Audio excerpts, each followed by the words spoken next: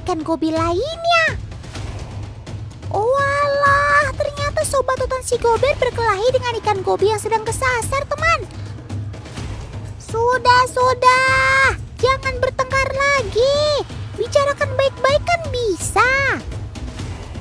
Wajar saja teman, gober si ikan gobi ini tiba-tiba marah. Pasangan betina si gober tiba-tiba diganggu sama ikan gobi yang nyasar tadi. Lagi enak-enaknya ngobrol sama gebetan, digangguin.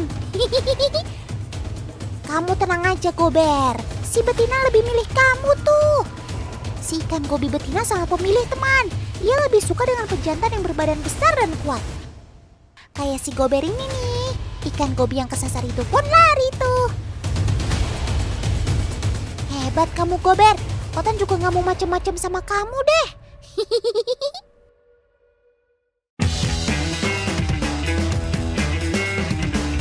Ikan yang dijuluki ikan bunglon ini merupakan ikan demersal atau ikan yang hidup dan mencari makan di dasar perairan. Makanya ketika air laut surut seperti ini, banyak dari mereka yang terperangkap di bawah-bawah batu dan pasir seperti ini. Lantas saja tuh teman-teman Otan ingin menangkapnya. Biasanya ditangkap untuk mereka pelihara sebagai ikan hias teman. Ikan gobi termasuk ikan berenang cepat karena bentuk ekornya yang lebar bisa menghempas laju renangnya. Namun karena ukurannya tidak lebih dari 10 cm, ikan gobi selalu jadi mangsa ikan yang lebih besar. Seperti ikan sebelah ini. Ikan sebelah ini gemar mengubur tubuhnya dalam pasir. Ia berkamuflase untuk menyergap mangsanya. Matanya yang hanya berada di satu sisi badannya itu sepertinya sedang mengintai ikan gobi yang tersasar tuh. Sob, kamu kenapa lewat sini sih? Putar balik cari jalan lain sana. Lari sob, lari. Akhirnya kamu selamat dari incaran ikan sebelah sob. Teman-teman perhatiin gak sih? Kalau lagi menunjukkan kekuatannya, ikan gobi akan membuka lebar-lebar mulutnya. Tapi ya bukan satu-satunya yang punya mulut besar teman. Ada lagi nih yang mulutnya lebih besar. Nah, ini dia, jawfish. Seperti gobi, jawfish juga bakal marah kalau rumahnya diusik-usik. Dia gak segan-segan menyerang siapa saja yang seukuran jika mendekati rumahnya.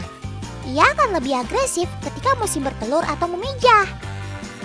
Sob, kalau ada tamu itu diterima dengan baik dong, bukan dimarah-marahin kayak gitu.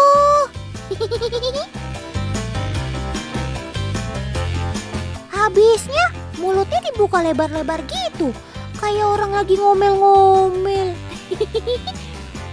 Wajar saja teman, jawfish termasuk ikan mouth breather. Mulutnya yang lebar digunakan untuk menyimpan telurnya. Wah, apa itu? Kok seram sekali? Bikin jantung Otan mau copot aja.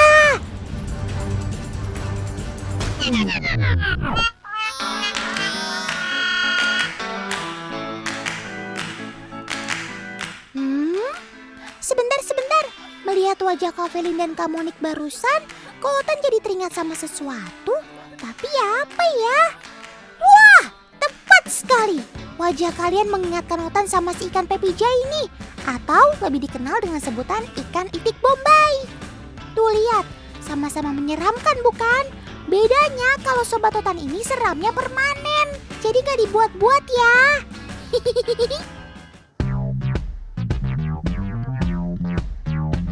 Di Indonesia, ikan pepija merupakan ikan laut lokal yang hanya ditemukan di perairan Tarakan. Tapi kenapa ya sobat Otan ini dikenal juga dengan sebutan ikan itik Bombay? Perasaan wajahnya gak mirip sama itik, apalagi sama bawang bombay. Pasti teman di rumah penasaran kan? Jadi begini teman. Dinamakan ikan itik Bombay atau Bombay duck karena ikan ini awalnya ditemukan di daerah Bombay, India. Dulu ikan ini banyak terbuang teman, karena mungkin bentuknya yang terbilang aneh dan lebih mirip dengan ikan purba.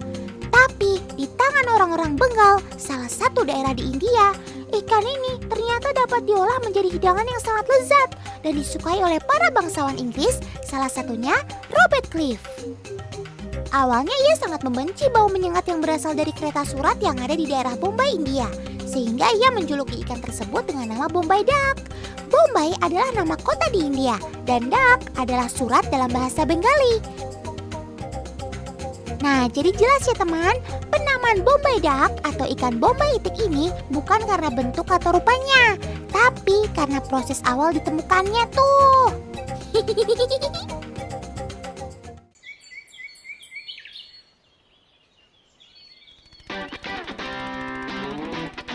Kota Tarakan, Kalimantan Utara memang terkenal akan hasil lautnya. Dalam setahun, hasil tangkapannya mencapai 8.000 ton tuh. Jumlah yang cukup besar bukan? Ikan pepija merupakan ikan demersal atau yang biasa hidup di dasar laut dengan nilai ekonomis yang tinggi. Tidak hanya dijadikan oleh-oleh khas Tarakan, ikan ini juga diekspor sampai ke Malaysia dan Cina.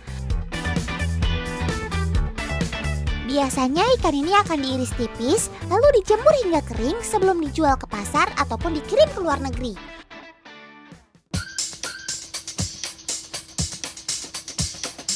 Air mati adalah waktu terbaik untuk menangkap ikan pepija teman, karena dia memang senang dengan air yang tenang. Dalam satu musim, para nelayan hanya diperbolehkan melaut selama 4-5 hari. Jadi kalau dihitung-hitung, dalam sebulan mereka hanya punya 8-10 hari untuk menangkap ikan pepija tuh. Ya, meskipun penghasilan para nelayan jadi berkurang, tapi Otan percaya ini adalah jalan yang terbaik. Karena kalau sampai ikan pepija ini punah, kan para nelayan juga yang akan merasakan dampaknya.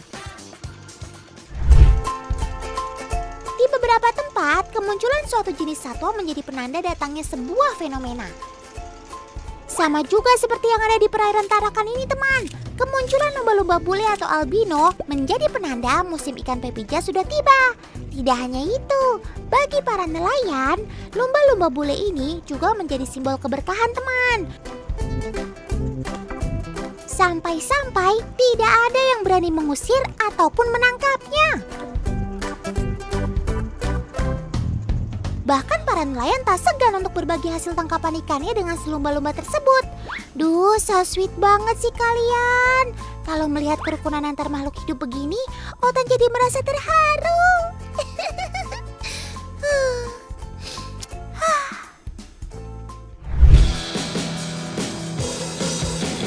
Nah, ini dia teman, hasil menebar pukat selama 3 jam. Ya, walaupun hasilnya tidak sebanyak biasanya, tapi kita beruntung bisa melihat ikan pepija langsung fresh from the sea. Yuhuu! Tidak hanya memiliki wajah yang menyeramkan, tubuh ikan pepija ini juga sangat lunak. Sehingga ketika pukat dinaikkan ke atas perahu, dapat dipastikan semua ikan pepija tidak ada yang hidup. Hal ini dikarenakan hampir 80% tubuhnya mengandung air yang membuat tubuhnya menjadi lembek. Nggak heran kalau banyak orang menyebut ikan ini dengan sebutan ikan lembek ya.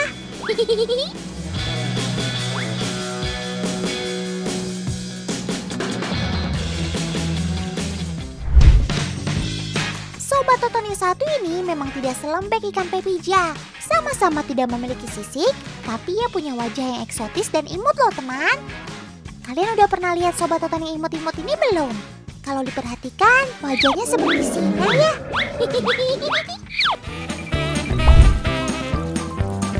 Kalau kalian penonton setia Dunia Binatang, pasti sudah tahu dong nama hewan imut ini. Yap, Axolotl. Kalian semua memang pinter. Aku merupakan salah satu binatang yang istimewa. Itu karena aku mampu memperbaiki bagian tubuhku yang rusak. Seperti halnya ketika kaki putus atau bagian yang lain yang tidak utuh, maka aku bisa mengembalikannya seperti semula. Hebat kan? Itu bisa terjadi karena keberadaan sel pokok dalam tubuhku yang akan berlipat ganda sehingga kaki yang hilang tadi bisa tumbuh seperti sedia kala.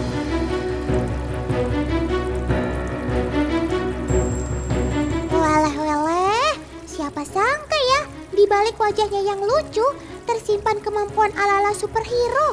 Otan salut sama kamu, Sob.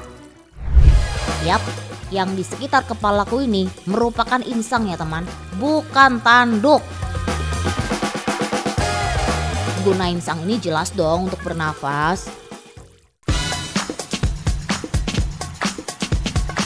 Oh iya, aku juga memiliki nama keren, yaitu Mexican Walking Fish. Kalian salah besar kalau mengira aku seekor ikan. Sebenarnya aku termasuk spesies salamander, teman.